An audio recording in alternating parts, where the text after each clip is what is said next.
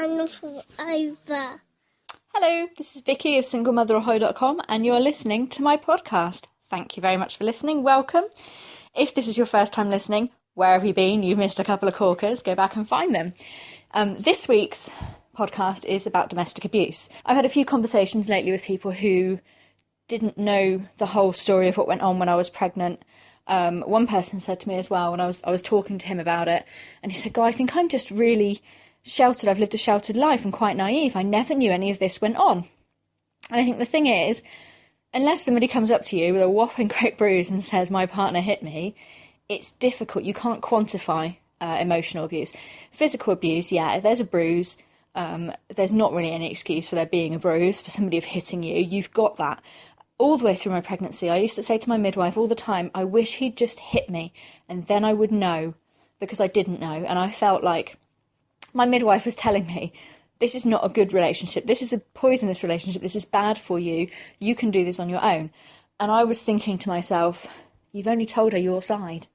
You've only said the bad things. You haven't given her the full picture. You're very biased. She doesn't know the whole story, so she can't tell you that. It's very difficult because you spend a lot of time going, I'm sure I put that there and it would be gone. Or, you know, you're being an idiot again. You're just slow though, aren't you? But you're just quite dippy, aren't you? But you're a real stress head though, aren't you? But you're really this, but you're really that. And where did you put that? I gave you that. You told me this. What's happened? I told you that. We had that conversation. Don't you remember? And you think, no, I don't. Or I remember it differently. Or I'm sure I put that there and things. And you think, am I losing my mind? Especially if you're pregnant or coming off of antidepressants like I was. Your hormones and your chemicals in your brain are all over the place and you don't know whether you're coming or going. And you've got someone there who isn't pregnant and isn't coming off of medication and doesn't have hormone issues telling you quite straightly, you told me this, you said that. Do you not remember? We had that conversation. And you kind of have to believe them because, you know, logically in your head, I'm a bit crazy. I've just come off of medication. I'm hormonal. I'm in my first few weeks of pregnancy. Of course I don't know what I'm doing. This person is perfectly sane. Why would they lie? That's something that comes up a lot. Why would he lie? Why would he have said that to me if it wasn't true? Why would he go to such great lengths to fabricate that if it wasn't true? It must be true. I must just be stupid. I must just have forgotten that. Gosh, I'm so ditzy. Gosh, I've got such a baby brain. Blah, blah. You get that very early on when somebody is trying to do that to you. For me, it was certainly quite easy for him to do that. He did that quite quickly to me because I was mentally unstable. I was on medication. I was recovering from a breakdown. So you don't know. It's difficult with emotional abuse in that way because it's not as black and white and clear cut. You know, you could say, the example I used with my friend the other day, he was saying, you know, at what point does it become abuse? And you can't quantify it. You can't kind of do a checklist and go, yep, 10 points, that's abuse. Things like, you know, there are people who do quite manipulative things like, you know, you've asked me to do the washing up and I don't want to do it, so I'm going to do a bad job and then you'll never ask me again. That's quite manipulative, but it's not abusive. It's just laziness, isn't it? Certainly, when I'd had Samara quite early on, my health visitor sent me to the Freedom Programme. And I mean, she sent me. She told me, you will go to this. Before you come back and see me next week, you will have made that phone call. And I was petrified of her. And I was petrified that if I didn't do as she told me, she would take my baby away. So I did as I was told, and I'm so glad I did. I'm so glad I listened to her. The Freedom Programme, for those who don't know, is a programme, it's like counselling sessions for people who've been in abusive relationships. They were run at my local children's centre and it was a 12-week course. When I phoned up, the course had already started. But she said, I'll give your number to the lady who runs the course and you can speak to her. So I spoke to her. I've got no idea, I can't remember the conversation that we had, except that at the end of it, she said something along the lines of, it's clear that you cannot wait until the next course. Come along on Tuesday. So I went. And even after this woman who's had so much experience with domestic abuse has spoken to me and said to me, you can't wait, you need to come, I felt like I shouldn't be there. I told 2 or 3 friends that I was going, and they all said the same thing. You're not one of those people. You're not a victim of domestic abuse. That's just what life is like. That's just what men are like. My relationship's like that. That's just what they do. Things like that. And I was really unsure. It was that my friends were they weren't trying to be nasty. They honestly believed, no, that's just what men are like. That's just what life's like. That's just how it is. You just have to live with it. That's just the situation. Some people are just like that. So I went along feeling very much that it wasn't the place for me, but that I had to be there. I was kind of going under duress. And I went along, and it's this little room in the children's centre. And I thought, these are women who've really been abused. I don't think I should be in this room, because I don't think I'm one of them. I feel like I'm a fraud. I feel like I must be making something up to have been here. I don't remember lying, but perhaps I did. In those days, I still didn't know my mind. I was still in contact with him. The last time, when I finally stopped talking to him, the last email I received from him said, "What is it you convinced yourself of this time?" Which really sums the whole thing up. That's what it was the whole time. You're just being stupid, convincing yourself of stupid stuff. You must have seen something on the telly. So anyway, I turn up to this session, and the way that they run the Freedom Programme is that each week they look at a different persona of what they call the Dominator. The Dominator is kind of this... It's kind of a cartoon character of an abusive person. So each week they have a different style of Dominator and different things that they use. So just to kind of really underline for you what they do, what their tools are that they use, and what you should avoid in future relationships and just generally in life, I think. It's worth saying as well that most dominators, most abusive people, don't just fit into one box. They tick most boxes. Certainly the person who abused me ticked every single box. Every single week I went, I learned something new that he'd been saying or doing that I had thought was just, normal behaviour, and it wasn't. The first week I went, they were doing the sexual controller, and I thought, well, that's nothing. None of this is going to apply to me. And that's I've read that a lot online since. People saying that they'd got to that point in the book or the online course or the sessions they were going to and turned up with their arms crossed going, I'm just going to have to sit this one out and wait until next week because none of this applies to me. And I sort of turned up thinking, 2 hours. I'm going to have to sit here for 2 hours and, I didn't want to, I didn't want to be there. I didn't think I belonged there. I didn't think, not in a kind of derogatory way to the other women in the room, but I didn't feel like I was one of those women. I felt like I was a bit of a fraud and a bit stupid and all that business, but I went anyway. And I sat down and they gave us a handout.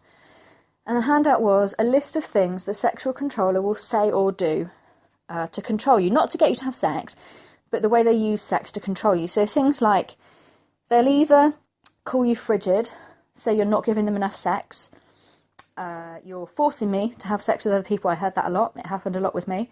You're forcing me to go elsewhere. I had no choice but to sleep with her. It's your fault.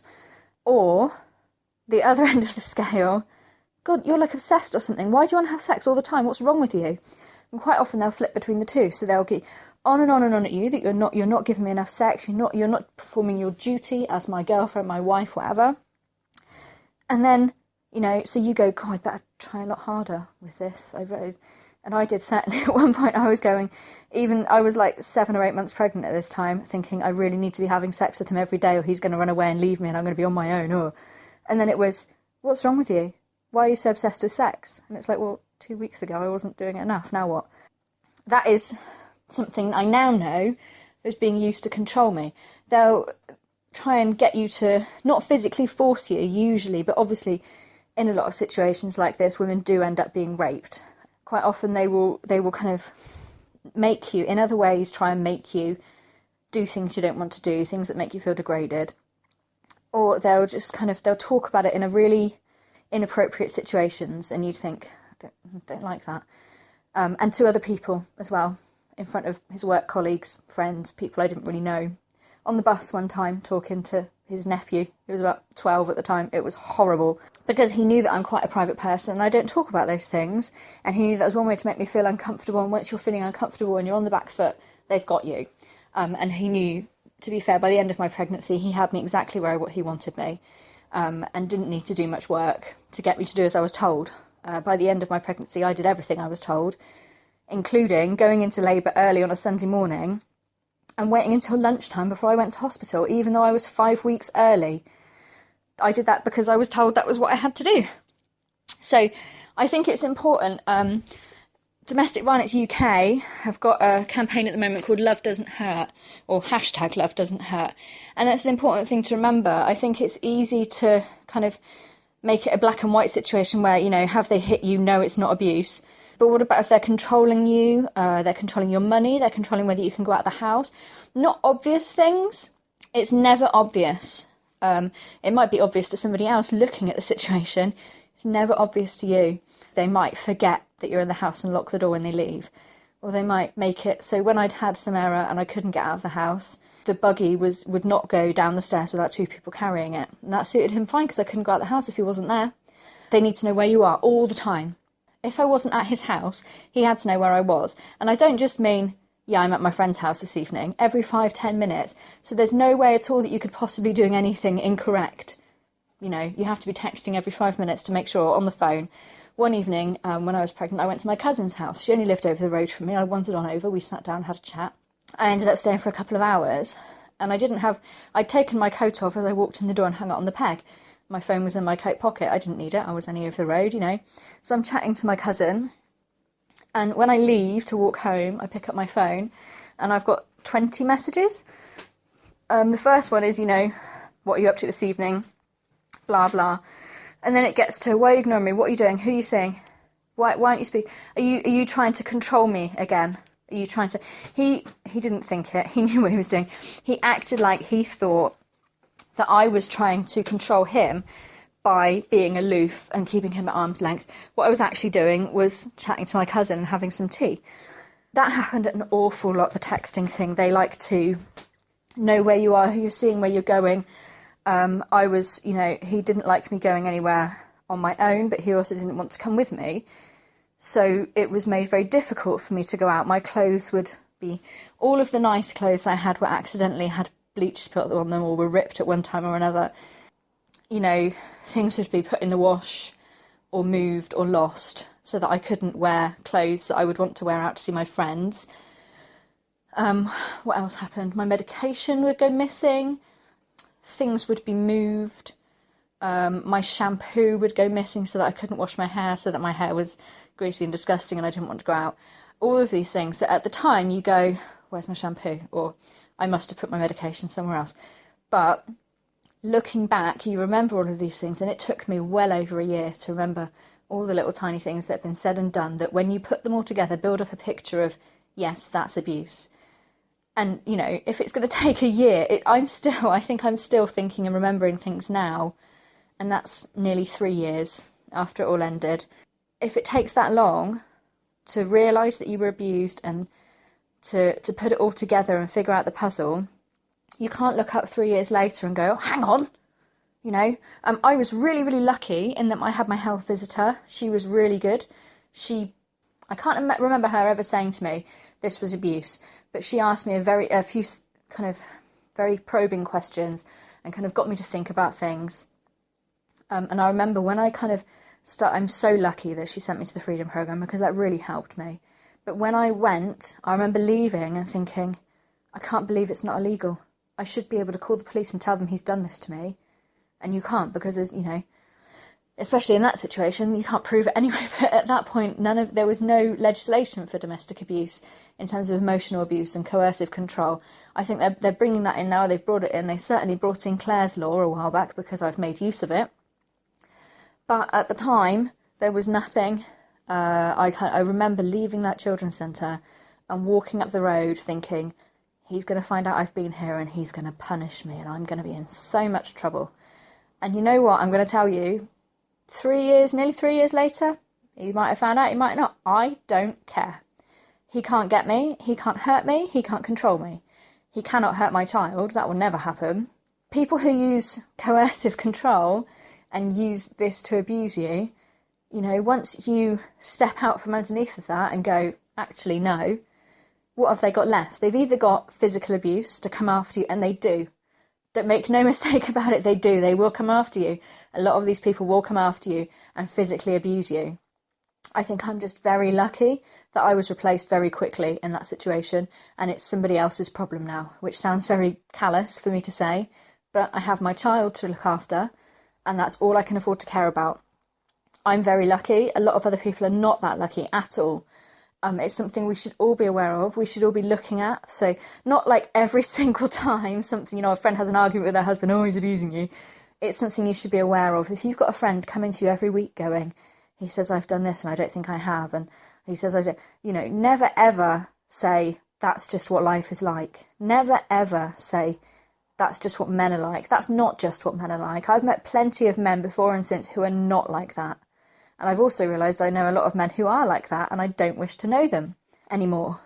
But it's really important, I think, that we all kind of the Love Doesn't Hurt campaign is fantastic because it raises this issue of you shouldn't feel like that. In a relationship, you're not supposed to feel like that. When you're in